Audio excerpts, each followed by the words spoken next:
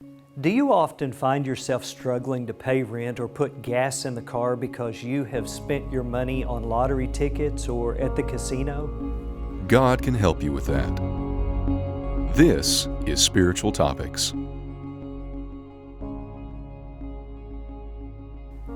Your journey to this addiction might have begun with the thrill of the win. It might have begun because you simply were needing the money and it was a potential quick fix. Now it's become much more than that. You might have won a little, and that's exciting, isn't it? So you need more, and you think if you could just win the big one, then you could have that thing, whatever it is for you, that you've always wanted. So you need more. But you need to know that Jesus said there's more to life than riches and possessions. God calls this behavior covetousness. That's just a word that we use to describe greed, and you need to know that it is a real problem. With that in mind, here are 3 biblical steps to help in overcoming a gambling addiction. Number 1, you need to confess. John reminds us to confess, and you need to tell God that you struggle with greed.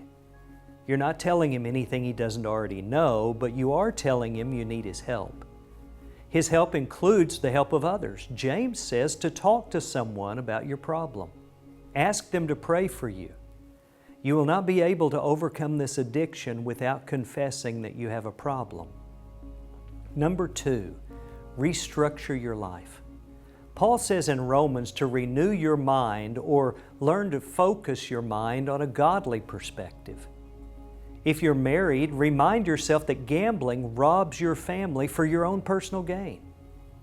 Look at money and possessions simply as tools to help feed, clothe, and provide shelter.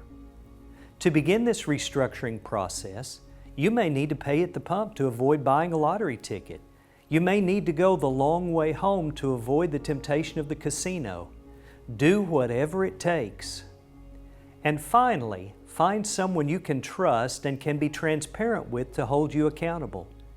Hebrews 3:13 tells us that we need the help of others every day. Let them know of your struggle. Ask them to hold you accountable. Call them when you're struggling and ask them to check in on you occasionally. Mostly be honest with them. You are not the only person who's ever struggled with gambling or sin. The church is designed to be a support system to those who are suffering. Use them that way. Does that help you in your efforts to overcome a gambling addiction? If you found this video helpful, please share it with family and friends and explore more videos on spiritualtopics.com.